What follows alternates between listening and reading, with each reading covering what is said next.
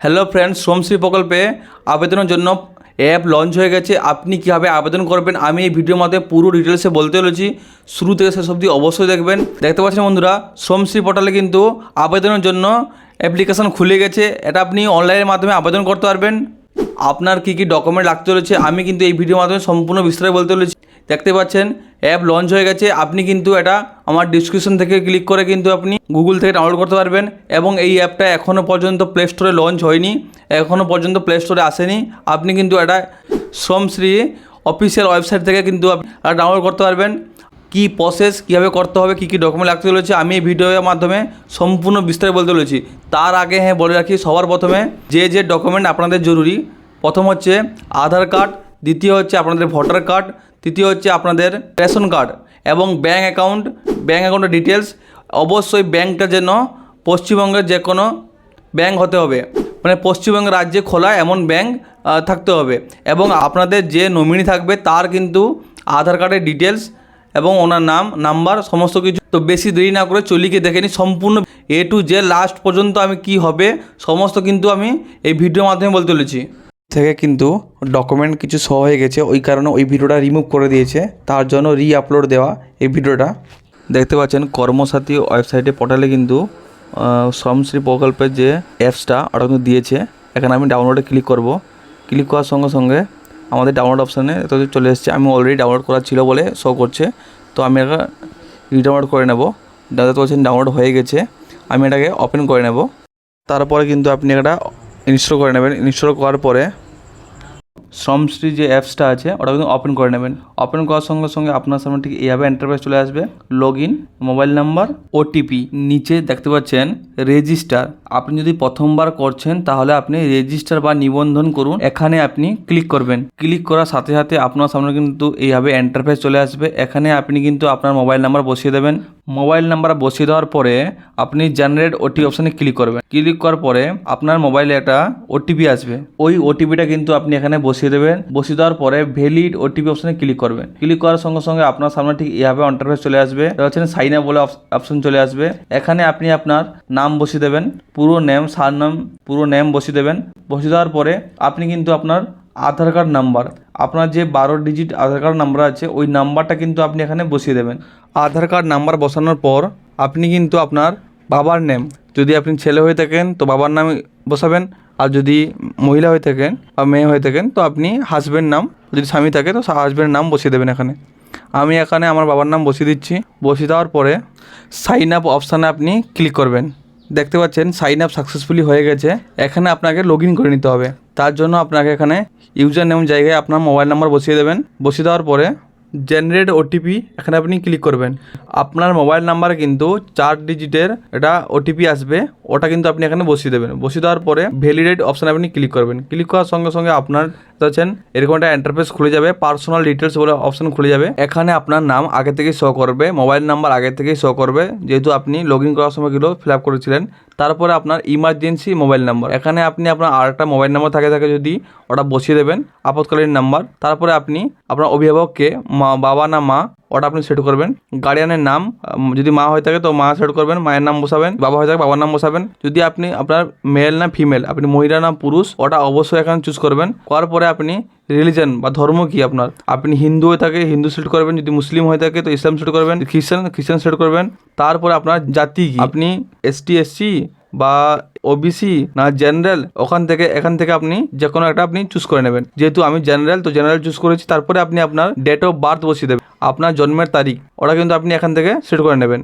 মনে রাখবেন আপনার জন্মের তারিখটা যেন আধার কার্ডের সঙ্গে ম্যাচ খায়, ওটা আপনি বসিয়ে দেবেন। তারপরে আপনি আপনার আধার কার্ড নাম্বারটা আপনি এখানে বসিয়ে দেবেন। বসিয়ে দেওয়ার পরে আপনার রেশন কার্ড কী ক্যাটাগরি পড়ে ওটা আপনি এখান থেকে সেট করে নেবেন। PHH বা SPHH না AY এখানে সেট করে নেবেন। তারপর আপনি এখানে আপনার রেশন কার্ড নাম্বার বসিয়ে দেবেন। বসিয়ে দেওয়ার পরে ভোটার আইডি কার্ডের যে নাম্বারটা আছে ওই নাম্বারটা আপনি এখানে বসিয়ে দেবেন।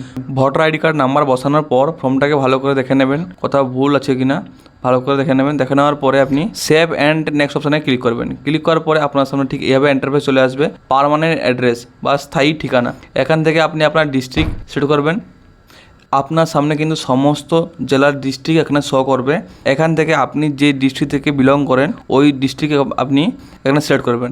যেহেতু আমি পূর্ব মেদিনীপুর থেকে করছি, তো পূর্ব মেদিনীপুর সিলেক্ট করেছি। তারপরে আপনি আপনার সাব ডিভিশন মানে মহকুমা, আমি আমার সাব ডিভিশন চুজ করেছি, আপনি আপনারা চুজ করবেন। তারপরে আপনি আপনার ব্লক না মিউনিসিপ্যালিটি না কর্পোরেশন আপনি যে আন্ডার থাকেন, আমি ব্লকের আন্ডার থাকি তো ব্লক চুজ করেছি। করার পরে এখানে আপনার ব্লকের নাম সিলেক্ট করে নেবেন। করার পরে গ্রাম পঞ্চায়েত, আপনি আপনার গ্রাম পঞ্চায়েতের নাম কি এখান থেকে আপনি সিলেক্ট করে নেবেন আপনার গ্রাম পঞ্চায়েত। তারপর আপনি আপনার থানা কি ওটা সিলেক্ট করে নেবেন। করার পরে আপনার বাড়ির যে পিনকোড আছে ওই পিনকোড নাম্বারটা কিন্তু আপনি এখানে বসিয়ে দেবেন। বসিয়ে দেওয়ার পরে আপনার যে ঠিকানা যেটা অ্যাড্রেসটা সম্পূর্ণ অ্যাড্রেস কিন্তু এখানে টাইপ করে দেবেন, যেমন village, post office, police station এবং আপনি কোন ব্লকের আন্ডার থাকেন ওটা এবং আপনার ডিস্ট্রিক্ট কি সমস্ত কিছু কিন্তু আপনি এখানে পিনকোড সহ স্টেটের নাম সহ সমস্ত কিছু আপনাদের অ্যাড্রেসটা ভালো করে এখানে আপনি টাইপ করে দেবেন। অ্যাড্রেসটা ভালো করে টাইপ করার পর আপনি ফর্মটাকে ভালো করে দেখে নেবেন। তারপরে কিন্তু আপনি সেভ অ্যান্ড নেক্সট অপশানে আপনি ক্লিক করবেন। ক্লিক করার সঙ্গে সঙ্গে আপনার সামনে ঠিক এইভাবে ইন্টারফেস চলে আসবে। ওয়ার্ক লোকেশন ডিটেলস, কর্মস্থলের বিবরণ। 1 নম্বর হচ্ছে A for application currently work outside West Bengal but within the country. বর্তমানে পশ্চিমবঙ্গের বাইরে কিন্তু দেশের অভ্যন্তরে কর্মরত আবেদনকারীকে এ নম্বরে ক্লিক করতে হবে। তাহলে বি নম্বরে কী আছে? For application currently work outside of India. বর্তমানে ভারতের বাইরে যারা কর্মরত তারা কিন্তু এটা বি নম্বর ফর্মে ক্লিক করে আবেদন করতে পারেন। 3 নম্বর হচ্ছে C for application willing for relocated outside West Bengal but within the country. পশ্চিমবঙ্গের বাইরে কিন্তু দেশের অভ্যন্তরে স্থানান্তরিত হতে ইচ্ছুক আবেদনকারীদের জন্য এটা। 4 নম্বর হচ্ছে ভারতের বাইরে স্থানান্তরিত হতে ইচ্ছুক আবেদনকারীদের জন্য। তো আমরা প্রথম অপশানে আমরা ক্লিক করব। ক্লিক করার সঙ্গে সঙ্গে দেশ কান্ট্রি ইন্ডিয়া সিলেক্ট হয়ে আছে। তারপরে আপনি আপনার স্টেট সিলেক্ট করবেন। তো যে রাজ্যে আপনি কাজ করেন ওই রাজ্যের ওটা আপনি সিলেক্ট করে নেবেন। করার পরে তারপরে আপনি আবার পুলিশ স্টেশনের নিকটবর্তী পুলিশ স্টেশনের নামটা আপনি এখানে বসিয়ে দেবেন। বসিয়ে দেওয়ার পরে কবে এসছেন ওই ডেটটা কিন্তু আপনি এখানে বসিয়ে দেবেন। যে আপনি ভিন রাজ্যে যে এসছেন তার ডেটটা কিন্তু আপনি এখানে বসিয়ে দেবেন। আনুমানিক ডেট আপনি এখানে বসিয়ে দেবেন। ফ্রম প্লেস মানে যাত্রা শুরুর স্থান, আপনি কোথা থেকে গেছেন তো ওই যেখান থেকে আপনি গেছেন তো ওখানে আপনি নামটা এখন বসিয়ে দেবেন। যে কোনো রেলওয়ে স্টেশন বা আপনি বড় কোনো রেলওয়ে স্টেশন বা আপনি যে জায়গা থেকে গেছেন আপনার বাড়ি যেখানে ওই নামটা আপনি এখানে বসিয়ে দেবেন। বসিয়ে দেওয়ার পরে টু প্লেস মানে কোথায় গেছেন আপনি ওই জায়গাটায় নাম বসিয়ে দেবেন। কোন জায়গায় আপনি গেছেন ওই নামটা আপনি এখানে বসিয়ে দেবেন। বসিয়ে দেওয়ার পরে যাত্রার মাধ্যম মানে মোড অফ জার্নি, আপনি কিসে গেছেন, ট্রেনে না বাসে না ফ্লাইটে, ওটা আপনি এখানে চুজ করবেন। তারপর কিন্তু সেভ অ্যান্ড নেক্সট অপশানে আপনি ক্লিক করবেন। ক্লিক করার সঙ্গে সঙ্গে আপনার সামনে ঠিক এইভাবে ইন্টারফেস চলে আসবে। টাইপ অফ ওয়ার্ক জব, কাজের ধরন বা কাজ। তো ফার্স্টে আপনি সিলেক্ট ওয়ার্ক টাইপ, আপনি কী কাজ করে এখানে আপনি ক্লিক করবেন। ক্লিক করার সঙ্গে সঙ্গে আপনার সামনে ঠিক এইভাবে ইন্টারফেস চলে আসবে। এগ্রিকালচার, কার্পেন্টার, কনস্ট্রাকশন এবং domestic help, electrician, garments, health care, hospitality, jewellery, manufacturing, monsoon, plumber সমস্ত কিছু শো করবে। এখান থেকে যে কোনোটা সেট করে নেবেন। এখানে আমি আদার্স সেট করেছি। করার পরে টাইপ অফ আদার্স ওয়ার্ক, এখানে আপনি যে কাজ করেন ওটা আপনি টাইপ করে দেবেন। করার পরে কবে থেকে কাজ করছেন ওটা সেট করবেন। করার পরে আপনার দৈনিক মজুরি কত ওটা কিন্তু আপনি এখানে বসিয়ে দেবেন। তারপরে তো হচ্ছেন employ by self agent others person, আপনি যে নিয়োগ করেছিল কাজে আপনি নিজে থেকে গেছিলেন না আপনি এজেন্টের দ্বারা গিয়েছিলেন বা আপনার আদার্সে বন্ধু বান্ধবকে নিয়ে গেছিলো। যদি আপনি নিজে থেকে গেছিলেন তো সেলফ চুজ করবেন। যদি এজেন্টের মাধ্যমে গিয়ে থাকেন তো এজেন্টের পার্সোনাল নাম, মোবাইল নাম্বার এবং অ্যাড্রেস সেট করতে হবে। যদি বন্ধুবান্ধব বা রিলেটিভ হয়ে থাকে তাহলে কিন্তু আপনি আদার চুজ করবেন। যেহেতু আমি সেলফ চুজ করেছি তার জন্য আমাকে এমপ্লয়ার নাম, যেখানে আমি কাজ করি, নিয়োগকারীর নাম, এখানে নামটা বসিয়ে দেবেন। বসিয়ে দেওয়ার পরে ওর phone number, employer phone number বা নিয়োগকারীর ফোন নাম্বার এবং আপনি যেখানে কাজ করেন ও নিয়োগকারীর অ্যাড্রেস কী ওই অ্যাড্রেসটা কিন্তু আপনি এখানে বসিয়ে দেবেন। বসিয়ে দেওয়ার পরে ফর্মটাকে ভালো করে দেখে নেবেন সব কিছু ঠিক আছে কি না। তারপরে আপনি সেভ অ্যান্ড নেক্সট অপশানে আপনি ক্লিক করবেন। ক্লিক করার পর আপনার সামনে ঠিক এইভাবে ইন্টারফেস চলে আসবে। এখানে আপনি বক্সে ক্লিক করে দেবেন। আমি এত দ্বারা ঘোষিত করছি যে এই নথির প্রদত্ত তথ্য আমার জ্ঞান ও বিশ্বাস অনুসারে সত্য এবং নির্ভুল। তো আপনি এখানে ক্লিক করবেন। ক্লিক করার পরে জেনারেট অ্যান্ড সেভ অপশান আপনি ক্লিক করবেন। ক্লিক করার সঙ্গে সঙ্গে আপনার সামনে এই নম্বরটা জেনারেট হয়ে যাবে। যাওয়ার পরে আপনি সেভ অ্যান্ড নেক্সট অপশানে আপনি ক্লিক করবেন। এই নম্বরটা কিন্তু অবশ্যই স্ক্রিনশট দিয়ে রাখবেন এবং আপনার কাছে এসএমএসের মাধ্যমে কিন্তু আপনার চলে আসবে। দেখতে পাচ্ছেন এসএমএসের মাধ্যমে কিন্তু আপনার সামনে এই নাম্বারটা চলে আসবে যে অ্যাপ্লিকেশানটা আপনি কমপ্লিট করলেন। সেভ অ্যান্ড নেক্সট অপশানে ক্লিক করার পরে আপনার সামনে পুরো ডিটেলস শো করবে। আপনি যেগুলো ফিল আপ করলেন সমস্ত ডিটেলস কিন্তু এখানে শো করবে। আপনি পরে চেক করে নিতে পারেন। যদি কিছু ভুল থাকে ওটা কিন্তু আপনি ব্যাকে গিয়ে ঠিক করতে পারেন।